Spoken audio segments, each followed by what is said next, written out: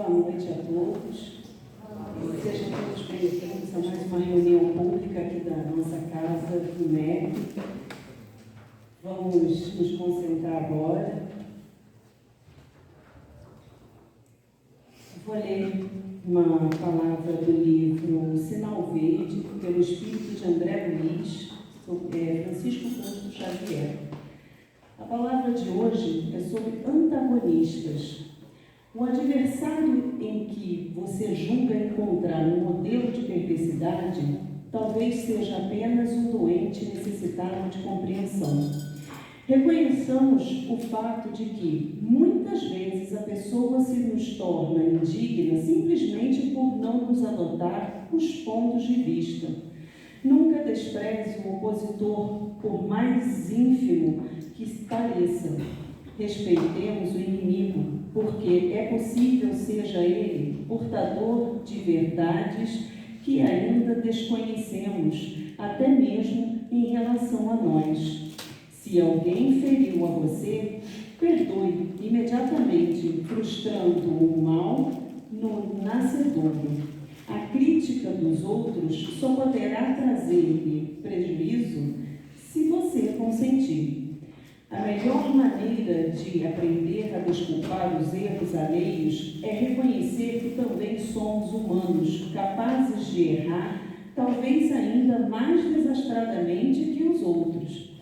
O adversário, antes de tudo, deve ser entendido por irmão, que se caracteriza por opiniões diferentes das nossas. Deixe os outros viverem a sua própria vida, e eles deixarão você viver a existência de sua própria escolha. Quanto mais avança a ciência médica, mais compreende que o ódio, em forma de vingança, condenação, ressentimento, inveja ou hostilidade, está na raiz de numerosas doenças e que o único remédio eficaz contra semelhantes calamidades da alma é o específico do perdão no veículo do amor. E assim, amigos, vamos nos concentrar na paz que aqui agora estamos. Vamos pedir que a nossa prece aqui alcance a todos aqueles que necessitam da nossa paz, do nosso amor, do nosso carinho, sejam eles encarnados ou desencarnados, nos nomes, nos cestinhos que aqui colocamos, naqueles nossos entes queridos ou os nossos inimigos, nos desafetos, enfim. Vamos pedir nesse momento que o palestrante seja abençoado em suas palavras, que tudo aquilo que ele disser agregue em nossos corações, que saiamos daqui mais fortes do que quando entramos, que possamos ser abençoados nesse momento de sabedoria, de muito amor e luz. Que Jesus fique conosco nessa egrégora de paz. Que assim seja. A palestra de hoje é para o nosso irmão Alexandre. Se eu não botar o óculos, não sai o tema, né? O tema de hoje é violência doméstica à luz do Espiritismo. Uma boa palestra a todos. Boa noite, meus amigos. Boa noite, a turma de cima aí. É uma alegria estar aqui hoje fazendo essa palestra. E esse estudo com vocês, né? Que é para mim também uma oportunidade. E engraçado que hoje eu me deparei e foi um motivo de felicidade, que ontem desencarnou Divaldo. E no meu estudo eu inseri 3 partes, 3 menções ao livro de Joana de Ângeles por Divaldo. Então, mesmo sem querer, é uma singela homenagem, né? De tudo que ele representa para a doutrina espírita, para a humanidade e para muita gente. E tive um outro momento de felicidade também, que esse tema de violência doméstica, eu me dei conta, eu era para ter feito no mês passado, mas eu estava doente, o Márcio transferiu, pediu que eu falasse desse tema, e depois de preparar, eu fiquei muito feliz, porque é um tema que normalmente é abordado por mulheres falando, e eu me senti muito feliz, pai de 3 moças e 3 rapazes, mas também de falar desse tema tão sensível, que as mulheres sofrem. Ela não é a violência só da mulher, a mulher nem sempre é a vítima, mas com certeza ela é a maior vítima. Por isso que eu coloquei aqui essa pergunta do Evangelho segundo o Espiritismo, que ela não está inserida, mas ela está em qualquer momento da nossa vida, né? A fraqueza física da mulher não a coloca naturalmente sob a dependência do homem. Deus a uns deu a força para protegerem o fraco e não para o escravizarem. O Livro dos Espíritos, 1857. Pergunta 820. Falar de violência, e inicialmente eu vou falar um pouco da violência genericamente, é um tema, pelo menos para mim, um tema muito, não fácil, mas um tema assim, com muito alinhamento, porque pela nossa história de vida, de mundos primitivos e mundos de expiação e prova, a violência está muito presente no nosso dia a dia. Então, é um tema muito afeta a nossa vida, a gente está muito presente, né? Quer a violência doméstica, quer a violência genérica, da forma que a gente fala. E isso para nós que estamos vivendo pelos ensinamentos que a gente tem da doutrina espírita, a melhor da nossa encarnação, acreditando que a vida eterna, mas aqui hoje, na nossa encarnação, analisando cada um de nós, o nosso passado, a nossa violência que nós sofremos ou perpetramos, a gente tem que estudar a violência sob uma nova ótica também. Não adianta a gente trazer aqui, não é o estudo da noite de hoje, a gente trazer índice, fotografia, jornalista, matérias jornalísticas, não é nada disso. A gente tem que pensar essa violência, principalmente a violência doméstica, sob um novo enfoque. Uma violência que não é a violência que deixa marcas, mas uma violência que deixa marcas na mente das outras pessoas, né? Uma violência psíquica, uma violência emocional, e que às vezes vai ali germinar uma coisa que vai ser muito pior, uma depressão, um suicídio. Então a gente vai conhecer novas formas de violência que outrora eram impensadas. A gente vai falar isso no decorrer do estudo. Eu falo assim, nossa, mas isso passa comigo, já passou comigo e eu não sabia. E essa porta estreita vai ficando estreita. E a gente tem que se adequar e se preparar para passar por essa porta. Isso requer de nós hoje uma reflexão, uma parada e uma mudança de comportamento. Às vezes, a violência doméstica ou a violência familiar é uma coisa interessante da gente falar. A violência doméstica ela é muito maior do que a violência familiar. A violência familiar ela pressupõe um vínculo de parentesco. A violência doméstica nem sempre, mas está no âmbito da casa, da residência.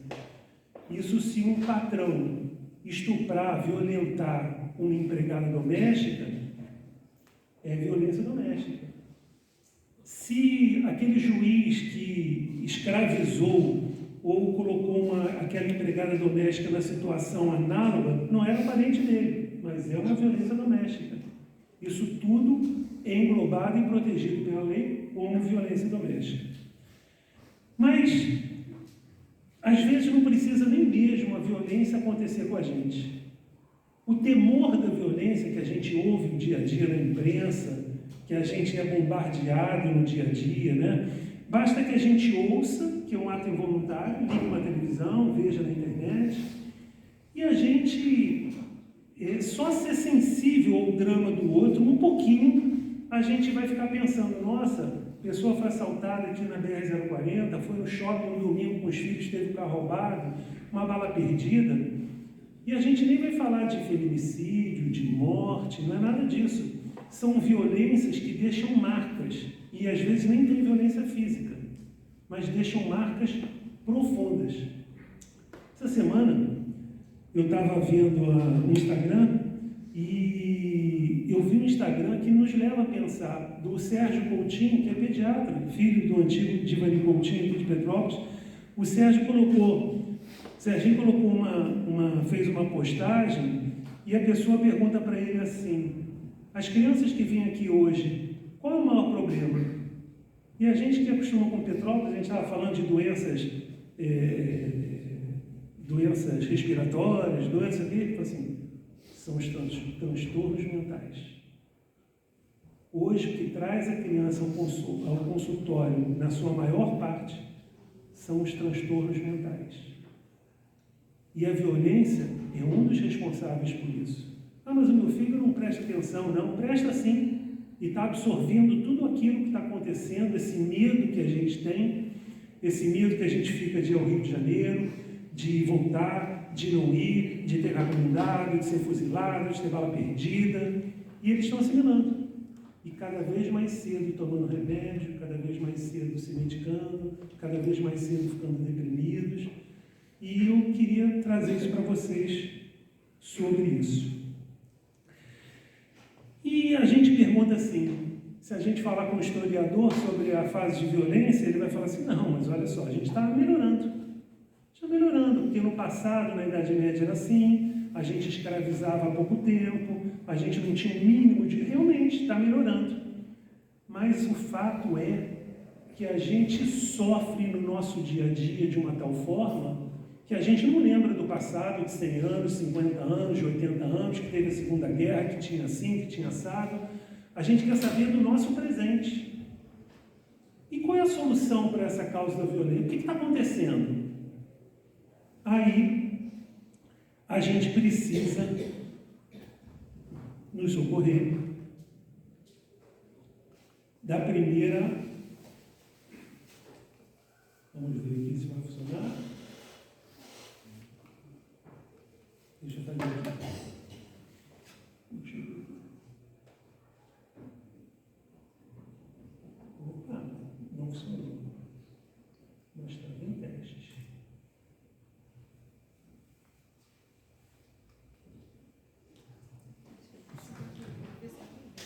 Não, deixa eu ver aqui, de novo. Eu acho que não, porque não funcionou aqui.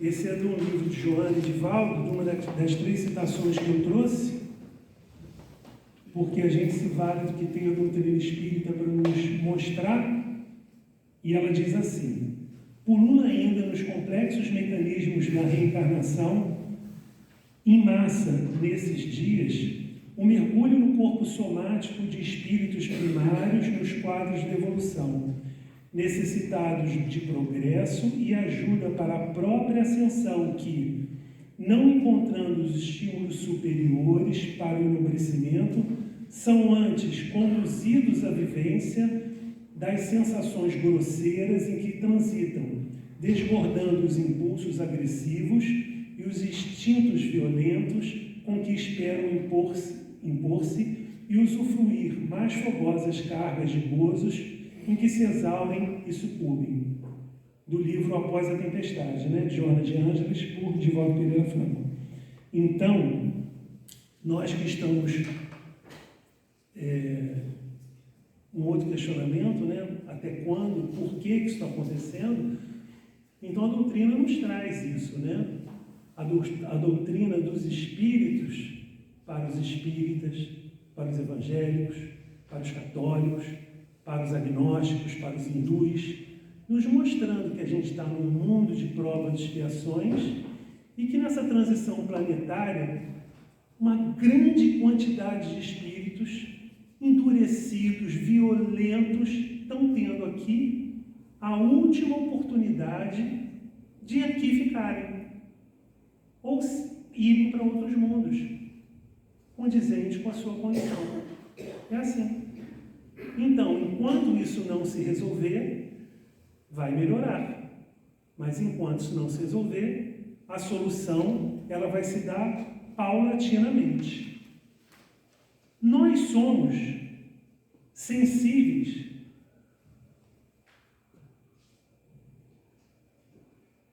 aos nossos gatilhos, né? Nessa jornada evolutiva. Estamos passando, né, nessa transição planetária, que não é um momento, um dia, né? Isso vai se dando aos poucos e muito lentamente, mas já estamos nela. Então, nesse momento que a gente está vivendo, por essa encarnação em massa, a gente está passando por situações muito difíceis, que aí a gente conhece o Brasil escola, o Brasil prisão, o Brasil que educa, né, da escola, ou o Brasil hospital, que vai tratar os seus doentes, e pode piorar. Pode ter uma situação, vai piorar para melhorar? Pode acontecer. Estamos aqui, não é à toa. E no nosso país, quando eu passo, eu já trabalhei em São João de Meriti, você vê aquele adensamento populacional chamado formigueiro das Américas, tudo para dar problema. Não é a Europa com aquilo que você vê longe, um ou outro morador, não. É aqui. E é o Brasil prisão, o Brasil hospital, o Brasil escola. Vai funcionar com o tempo. E por isso a gente tem que ter, não pode nos faltar fé nesses ensinamentos. Nós temos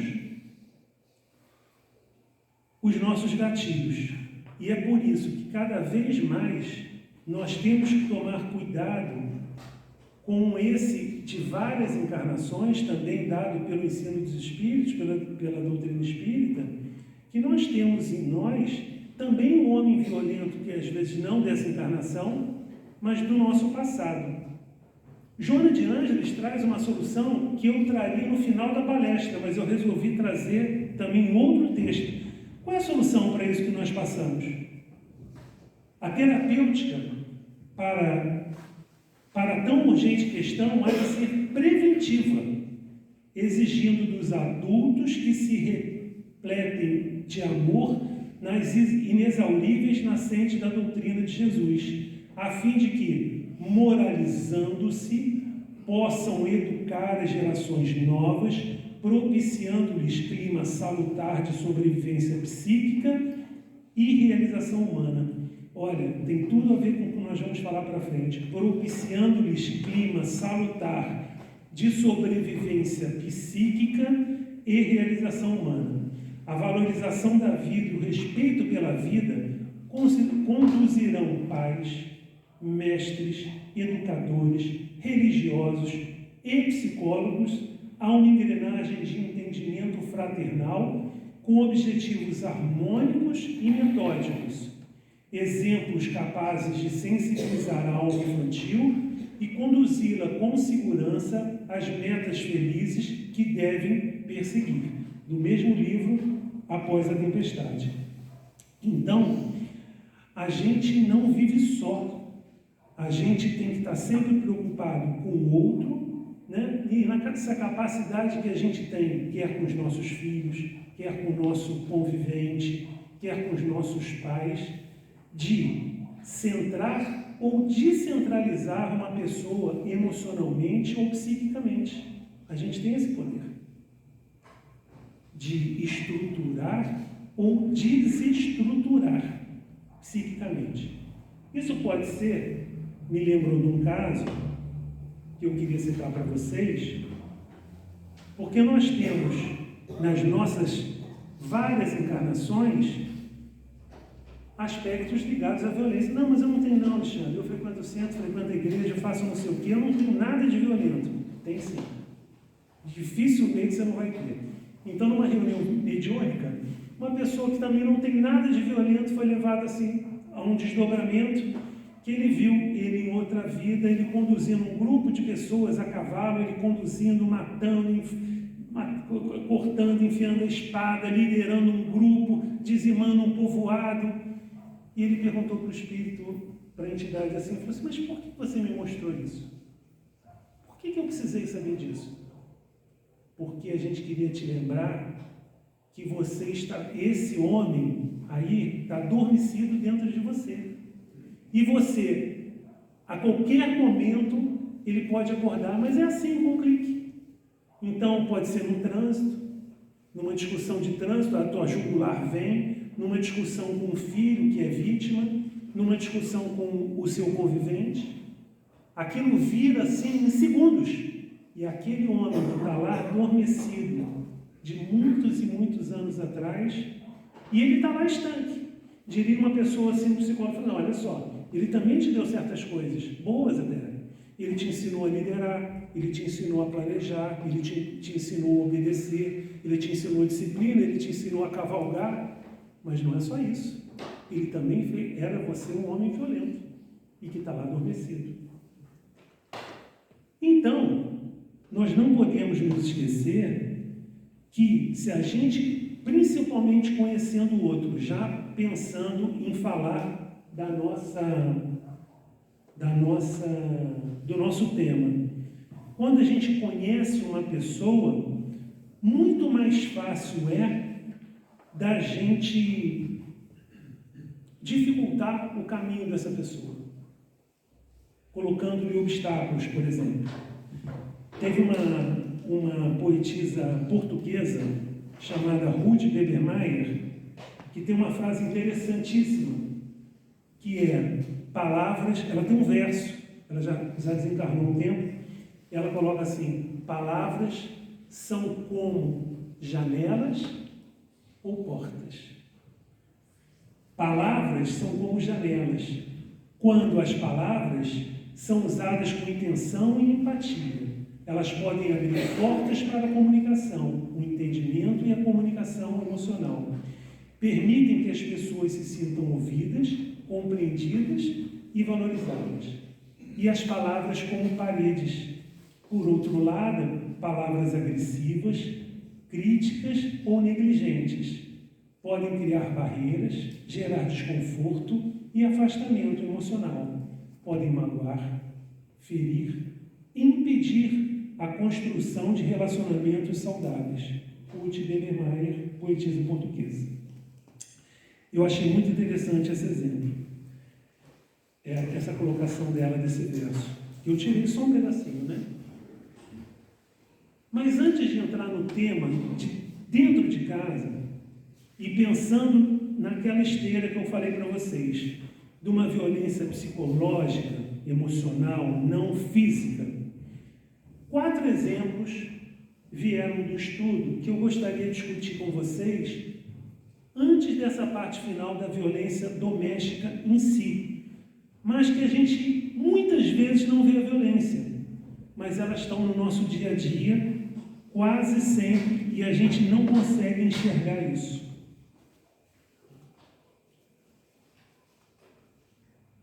O desprezo pelos invisíveis. Quando a gente não cumprimenta o assessorista, não cumprimenta a pessoa da faxina, não cumprimenta o lixeiro, você passa ao lado do lixeiro, ombro a ombro, você é incapaz de dar bom dia. Isso é uma agressão. E a pessoa se sente assim. O seu filho vê quando você não cumprimenta. Você vira para não cumprimentar as pessoas. Você passa num feirante, ele olha para você, cruza o olhar, você é incapaz de dar bom dia. E isso é um germezinho que você lança que não faz bem, nem a você e nem ao outro. São 4. Alexandre, desculpa, eu queria me penitenciar. Ia subindo ali agora, tinha um moço que estava comendo lixo. Eu passei por ele, uns 3 ou 4 passos, ele foi e falou para mim assim, boa noite, senhor. Pelo amor de Deus. É isso mesmo. Voltei para falar. Isso faz parte, a gente tem que se educar como escovar os dentes. A gente não pode permitir, a gente cobra os nossos filhos, estão aqui presentes, a gente cobra sempre isso. Você olha os invisíveis. A segunda parte é uma coisa muito interessante que pouca gente se dá conta. Apelidos. Quando você dá um apelido para uma pessoa, para uma criança, para um adulto, e geralmente uma criança não tem autoconfiança, muitos adultos não têm. Você ali gera e você tatua, carimba na testa de uma pessoa um apelido negativo, que às vezes vai seguir pelo resto da vida. Então a pessoa sarcástica fica assim, e fulano? E a rolha de poço? Ou fulano, orelhudo, ou burro? Ou fulano, não sei o quê. Isso é uma maldade sem tamanho. E a gente tem que levar a nossa reflexão que isso pode gerar uma coisa gravíssima. E que nos desdobramentos da lei de causa e efeito, nós somos responsáveis. Vamos querer nós ser responsáveis de uma coisa dessa? Os apelidos. Os apelidos que a gente dá assim tão inocentemente, mas com uma coisa depreciativa. Os apelidos. É o item 2. Então a gente não quer plantar essa semente de desequilíbrio. O futebol. Muito embora eu não seja adepto de futebol, há uns 20 dias atrás, eu estava internado no hospital, no Hospital Badim, ali na Tijuca, e era dia de Flamengo e Corinthians. Aí o pessoal do hospital, a janela sendo descobrida, não sei o que, tal. Então, em determinado momento, a gente viu um tumulto. Um tumulto de vindos flamenguistas, meia dúzia de corintianos, agredindo, gritando, berrando. Então, você vê esses crimes de multidão, que você não sabe o que, nem onde começa. Então, você não respeita o outro, tem um time. A pessoa escolheu ter um time de futebol. Antigamente você misturava, olha só, nunca fui te frequentar, fui uma única vez na minha vida.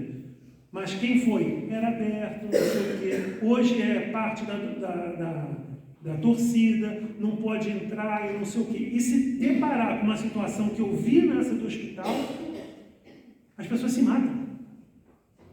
Se matam. Por causa de futebol, gente.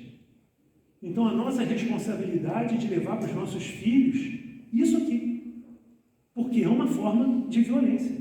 E quando junta aquele povo, aqueles crimes de multidão, você não consegue segurar mais. E olha aquelas pessoas que são religiosas, não, mas eu bati. Não, mas bati por quê? Bati porque bati. Atirei porque atirei. Bati e eu vi o tumulto que foi na porta do hospital. E as pessoas correndo para dentro do hospital, por causa de 6 corintianos e os flamenguistas. Eles não podem se cruzar mais. As pessoas antigamente entravam no estádio. Os antigos vão lembrar. Mas hoje eles não podem se cruzar. E o quarto assunto que eu gostaria de citar para vocês, para não passar em branco, é esse aqui. Jogos violentos online. O que nós estamos fazendo com as nossas crianças. Que é o seguinte. A criança pega um jogo, né? Vai jogar em casa horas a fio, matando, dizimando, destruindo. Será que a gente precisa de pesquisa de psicólogo para dizer que isso não faz bem? Lembra da página da Joana de Ângeles, que a gente vai construindo aquela psicosfera, vai construindo a mente dos filhos? Precisa disso. Isso é bom ou isso é ruim? A gente tem que cuidar. Às vezes as pessoas estão preocupadas assim, nossa, não, mas o Rio de Janeiro não tem jeito não. A favela da Maré, aqueles bailes funks, aqueles tiros, fuzis. Mas aí a Joana de Ângeles nos dando a lição. É cuidando dos nossos filhos que isso vai mudar. Eu não vou cuidar do filho do outro lá na Maré, não. Eu vou cuidar dos nossos filhos. Aí os nossos filhos entram em casa, pegam um videogame, ficam horas a fio, matando, destruindo. Pode fazer bem isso? Ou vai ser aquilo futuramente da violência doméstica que vai ser o violentador ou o abusador? O que vai ver a vida como um total desleixo, porque jogou esses jogos mortais aí a vida inteira. Então são 4, antes de entrar no nosso assunto da violência doméstica, e eu vou contar para vocês depois umas particularidades, que às vezes a gente não sabe nem o número simples ato da violência física ou psicológica. Porque os números, eu poderia trazer aqui número, olha, a violência contra a mulher aumentou 150%, 180%, mas não vão corresponder à realidade. Vocês sabem por quê? Por causa da subnotificação.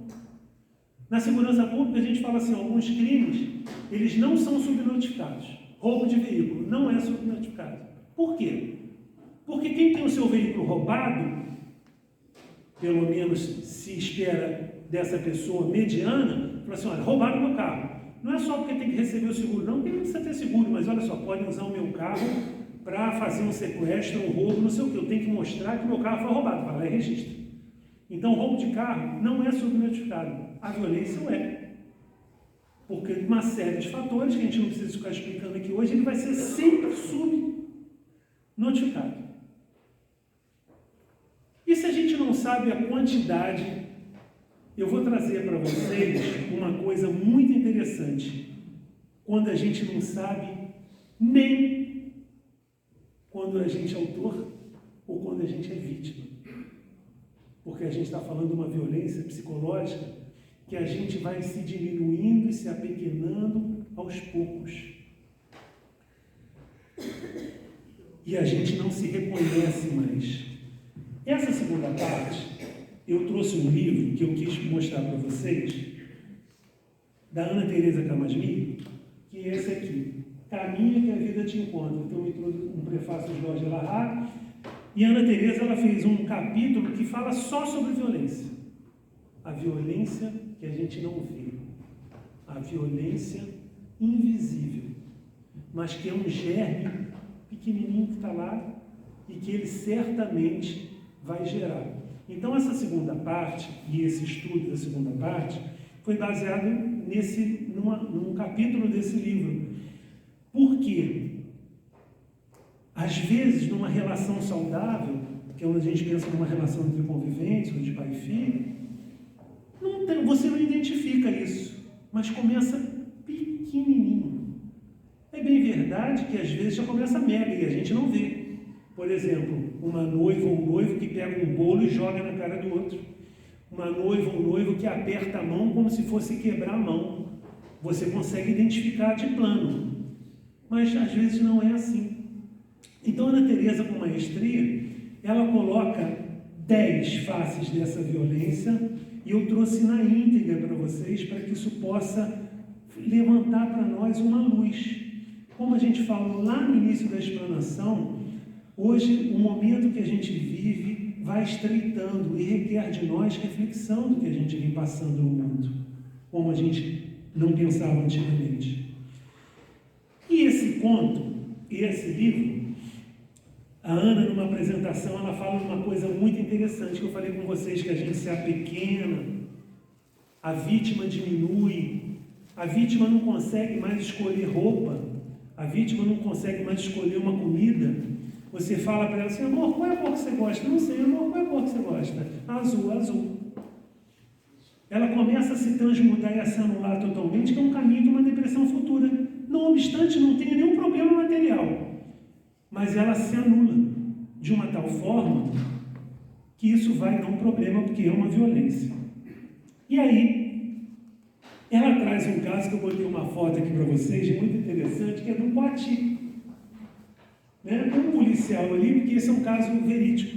Foi uma senhora que tinha um coati, e coati é um animal silvestre, a gente não pode ter coati em casa. Quem for ali em Araras vai ver um monte de coati na rua, né? Em cima das lixeiras ali. E Clarice Lispector tem esse conto, ela cita esse conto, que chama-se Um Amor Conquistado. E eu queria dividir esse conto com vocês em algumas partes. Ela estava um dia num ponto do ônibus e ela vê um homem com um coati na coleira. E ela trata o coati, o homem tratava o coati com um biscoitinho, o coati levantava a patinha. E ela falou assim, nossa mãe, que cachorro diferente. E ela olha mais perto, ela tira e olha. Não, eu acho que é um coati, ou é um cachorro? Não, é um cachorro diferente. Ela vai chegando mais perto e ela vê que é um coati fazendo a festa para o dono. E o dono na coleira tratando ele como um cachorro. E ela não se aguenta. E Clarice Lispector conta então, eu vou chegar perto dele e vou perguntar. E pergunta assim, coati? Aí o moço falou assim, é um coati. E sai com ele feliz da vida, o coati levantando, balançando o rabinho, não sei o quê. O coati, ele não se reconhece mais como um animal silvestre e como coati. Ele pensa que ele é um cachorro. E esse conto, essa passagem, é porque a pessoa se anula de uma tal maneira que ela não se reconhece mais. Como que esse coati vai se reconhecer coati? Como que esse coati depois ele vai voltar? Só se comparando com outro coati. O dia que ele encontrar outro coati, ele vai falar assim, realmente eu não sou cachorro, eu sou coati. E para isso, ele vai ter que abandonar aquele dono, porque ele vai adquirir novos hábitos ou hábitos antigos dele, que lhe são peculiares. E essa história do coati, ela mostra bem, eu até pensei no Mowgli, quando ela estava contando essa história, eu falei assim, o Mowgli, como é que o Mowgli, que não era um menino lobo, né? Era um menino lobo e vivia entre lobos, como é que ele podia se reconhecer ser humano? Só convivendo com outros seres humanos.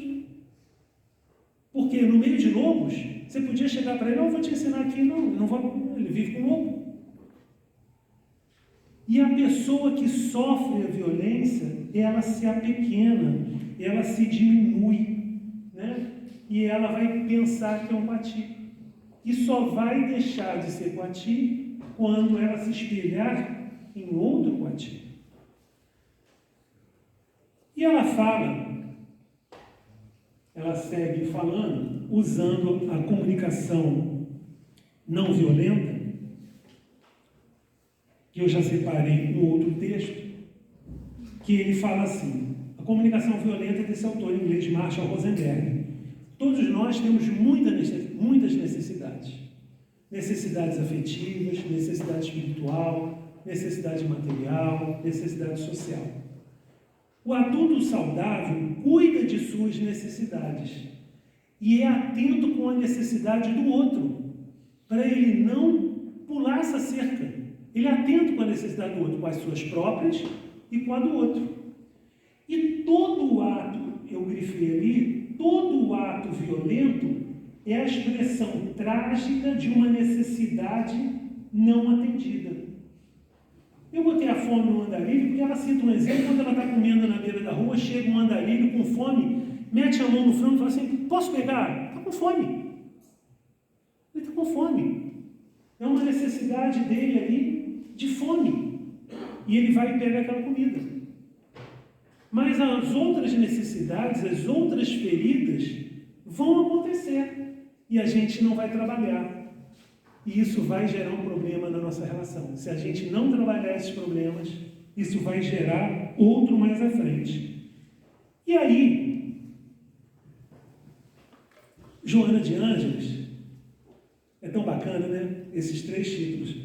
E quando a gente vê ter esses espíritos mais iluminados, Joana de Ângeles, Emmanuel, que estão aí para nos ensinar e nos mostrar um caminho, é muito bacana, né? A gente ter um professor que nos mostra esse caminho, né? Quem não gosta de, você tem que aprender matemática, mas tem um cara aqui bom para te ensinar. Eu quero aprender. Pô, Joana mostra uma coisa nesse livro, e ela começa assim, eu grifei todos os indivíduos, não são alguns não, ela coloca todos. Isso é bacana porque esses nossos professores, Joana e Emmanuel, eles não jogam palavra fora. Todos os indivíduos conduzem no inconsciente individual a sua criança ferida, magoada, que lhe dificulta a marcha de segurança na busca da paz interior, da saúde e da vitória sobre as dificuldades. Essa criança ferida é o ser humano perdido no deserto ou na casa, que necessita ser varrida, a fim de retirar as camadas de ressentimentos que impedem a claridade da razão do discernimento. Olha que coisa bacana. Todos nós temos alguma coisa para cuidar. Não é melhor do que o outro, não é nada disso. Mas todos nós. Então, quando a gente vê esse negócio de todos nós, tem que nos levar a pensar. Então, agora nós vamos entrar, já com essa introdução toda, né?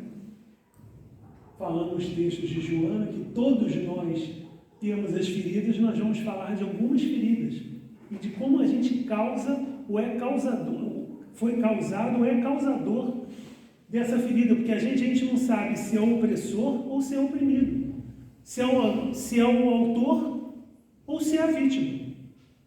Então ela coloca as faces invisíveis da violência. A primeira é a seguinte: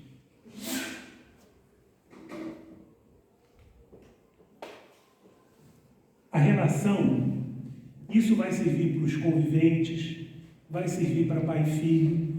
Ela coloca como uma relação com informações irônicas. São 10, tá, gente? Agora, não são 10 que vão esgotar esse tipo de coisa. São 10 que vai abranger muita coisa, mas coisas que vão nos levar a pensar.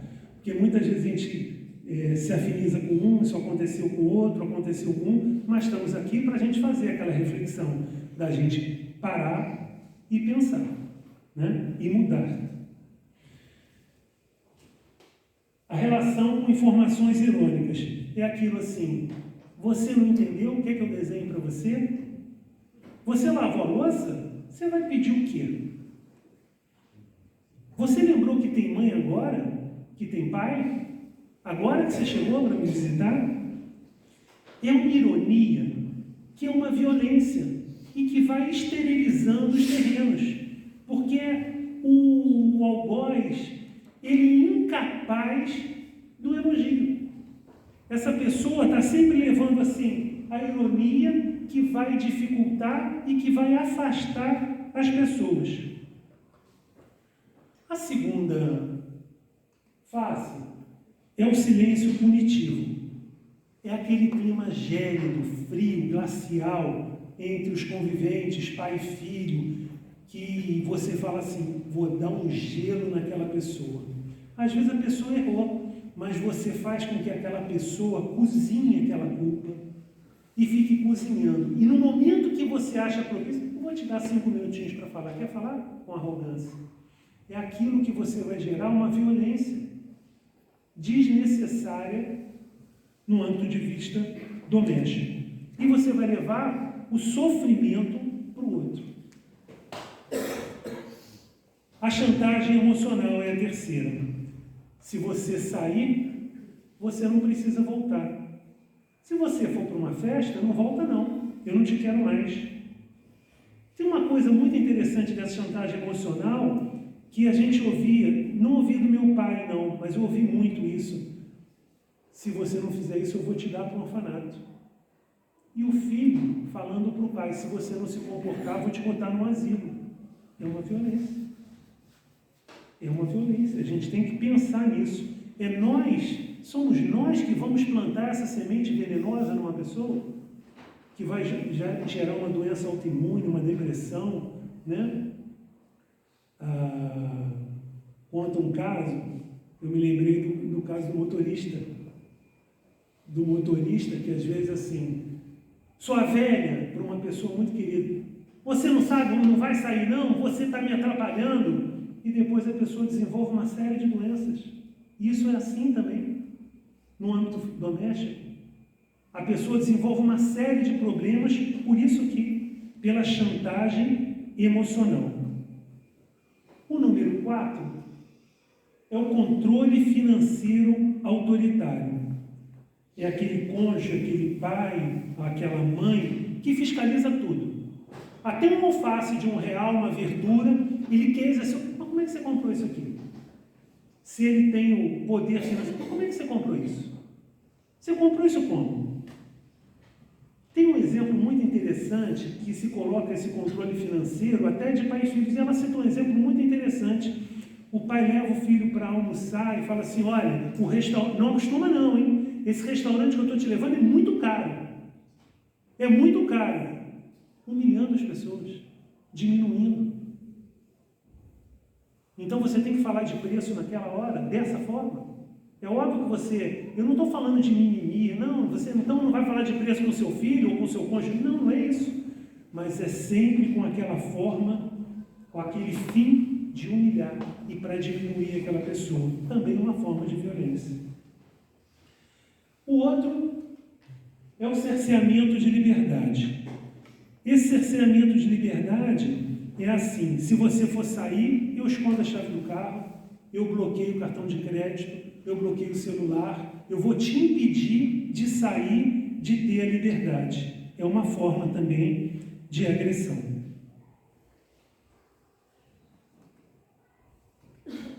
O sexto, vou andar um pouquinho mais rápido, porque nós só temos 15 minutinhos. O sexto, ele é a invasão de privacidade. Esse aqui tem uma cara de amor, mas não é amor. Invasão de privacidade é aquele cônjuge assim: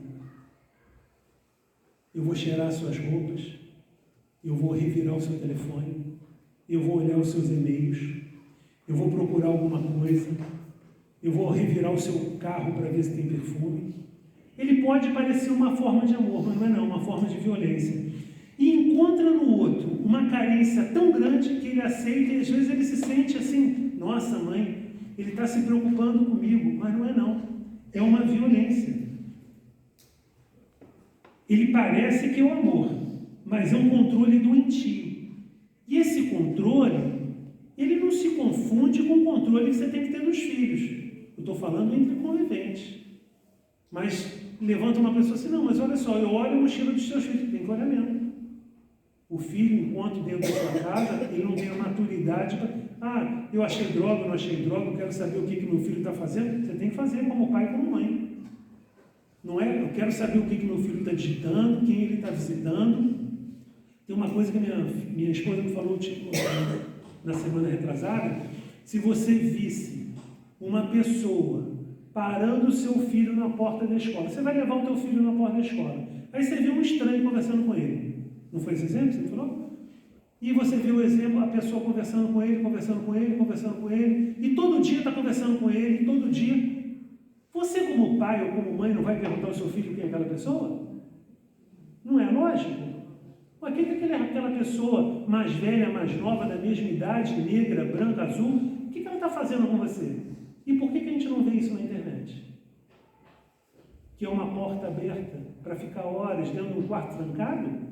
É isso? Não é esse controle de pais e filhos, não, tá? Eu estou falando entre conviventes. Bem claro isso. E cada vez, hoje eu estava falando com a minha filha, que é delegada em Teresópolis, eu estava falando desse estudo da noite de hoje, ela falou assim: pai, cada vez está mais normal na delegacia os namorados, a namorada ou namorado que descobriu um espião que o namorado plantou, que descobriu um controle, fala assim: olha só, você está onde? Tira uma foto em tempo real que eu quero ver onde você está. E assim o namoro. Isso é normal?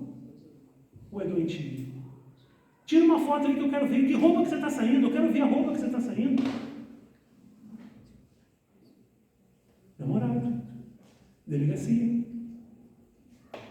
A gente tem que fazer uma conexão com o que está acontecendo no mundo, porque depois de um certo momento a gente perde a chance de refazer. Invasão de privacidade é o sexto. Distorção da realidade é o sétimo. Isso, na verdade, é um comportamento estranho que a gente tenta desconstituir no outro. É aquele chamado assim: morde e assopra. Isso, o convivente, pai e o filho, assim, você trata mal um dia, no dia seguinte você leva um café da manhã. Aí a pessoa fica assim: não, mas será que ele fez isso mesmo? Ele está trazendo um café da manhã? Ele fala que vai sair de casa, no outro dia ele fala assim: não, amor, a gente está planejando as nossas férias aqui, vão ser ótimas, não sei o quê. Chamam até erroneamente que é uma lua de mel às avessas, né? Porque é um período de lua de mel às avessas. Começa aquela tensão, começa aquele período, mas ele tenta desconstituir o outro dessa forma, da distorção da realidade. Morde e assopra, e vai levando a relação assim, violentando o outro. O 8 é a desqualificação de sentimentos. Toda vez que eu me expresso, o outro me desqualifica. Isso é muito normal quando você bota um carimbo na pessoa assim: ah, você é muito exagerada, você é mentirosa. Aquelas reuniões de família que o outro está sempre fazendo um escárnio com aquela pessoa. Se vocês pensarem, a gente já viu isso, né? Está gritando, está falando, está diminuindo perante os outros. É uma violência, com forma de diminuir a pessoa. O 9 é a intimidação psicológica. Você não é nada sem mim. Você compara os seus filhos, ou o filho que compara o pai, com outra pessoa que é incapaz de fazer o elogio ao filho, sempre comparando o seu filho ou a sua esposa com outra pessoa. Mas a mulher do fulano é assim, mas o meu marido é assado. Isso cabe para os dois, né? Óbvio, não preciso nem falar. Então, você está sempre diminuindo, você está comparando com os outros, mas você só tem valor, é uma intimidação psicológica. Você só tem valor por minha causa. Você desqualifica aquela pessoa não lhe dando o devido valor, sempre comparando entre irmãos. Mas o seu irmão é muito melhor do que você. O seu irmão é isso, o seu irmão é aquilo. Você não. Você não merece isso, você não. Você está sempre incapaz de fazer um elogio para a pessoa. E, finalmente, a última que ela coloca são as críticas desmedidas. As críticas desmedidas é aquela vítima que é criticada sempre da mesma forma, pela mesma pessoa. Olha, você não sabe cozinhar, você faz isso, você... Às vezes é um erro da pessoa. É um erro que a pessoa comete. Mas você não sabe dirigir, você é burro, você não sabe dirigir. Você não sabe fazer isso. Mas sempre, não é no particular falando isso, não é com carinho fazendo a crítica, mas é aquela pessoa que fala para o outro para diminuir e para humilhar. Então, essas, eu acho que, de alguma forma,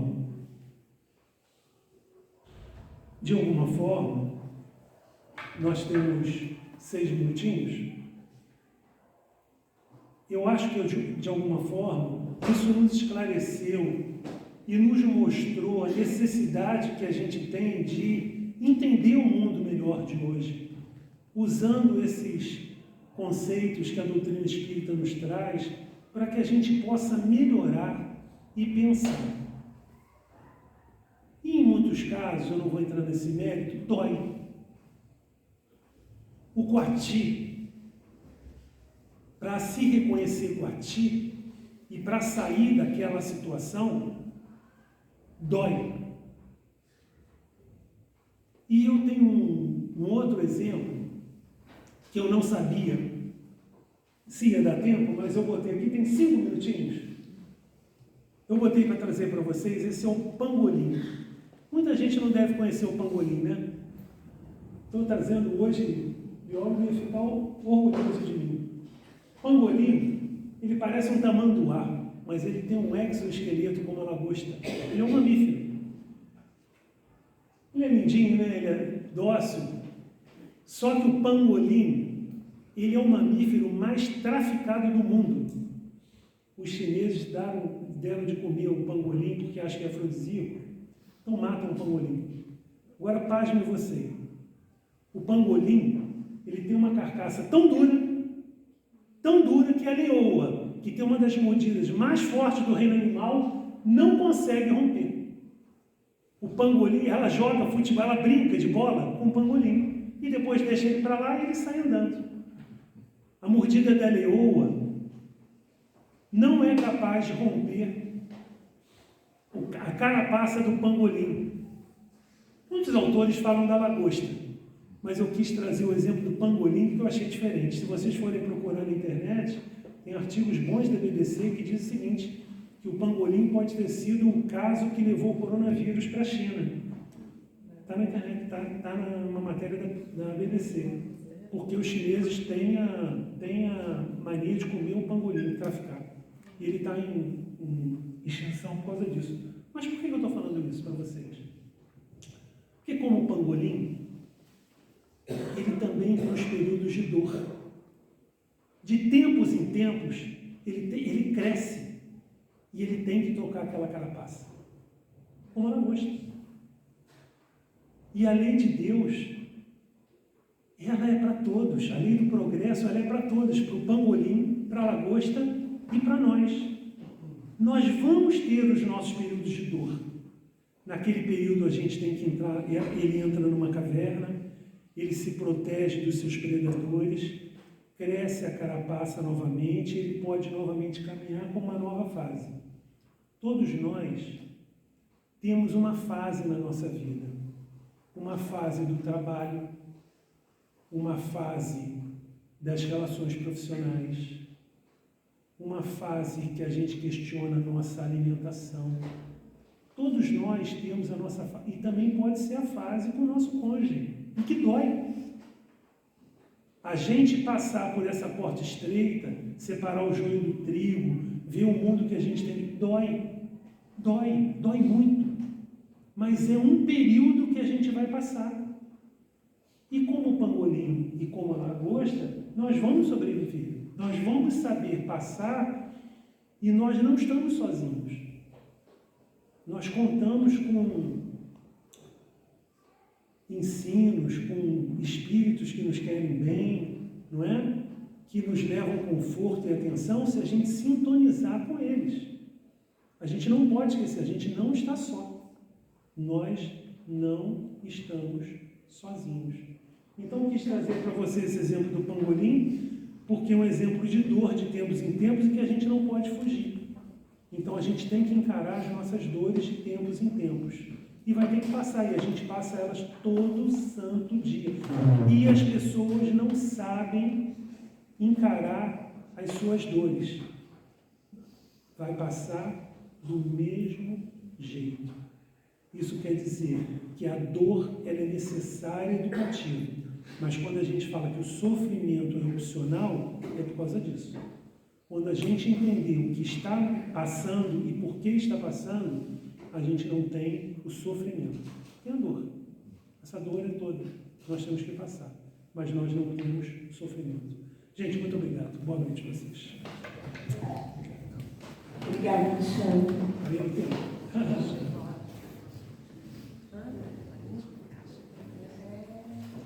Obrigada pela presença de todos. Eu vou passar um recadinho para vocês, para dar um tempinho aqui para os meninos que vão fazer a vibração. Para a cesta básica de maio, a mocidade está solicitando gelatina. Quem puder trazer, deixar lá na recepção. E continuamos com a campanha das tampinhas plásticas e os lacres de latinha para assistência social. E o Coral da UMEP também está aceitando a inscrição de novos participantes. É só procurar o Guilherme Moura ou o Instagram, que é @Coral da UMEP. E também a gente tem aqui inscrições abertas para novos trabalhadores para recepção.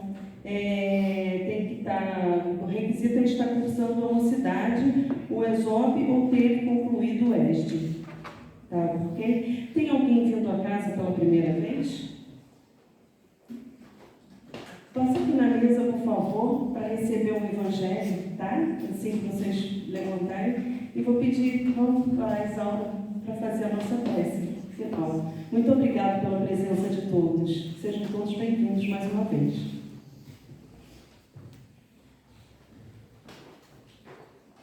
Então, meus queridos irmãos, vamos levar o nosso pensamento a Deus para agradecer. Nós temos um material muito rico para pensar hoje. Vamos levar um bom dever de casa.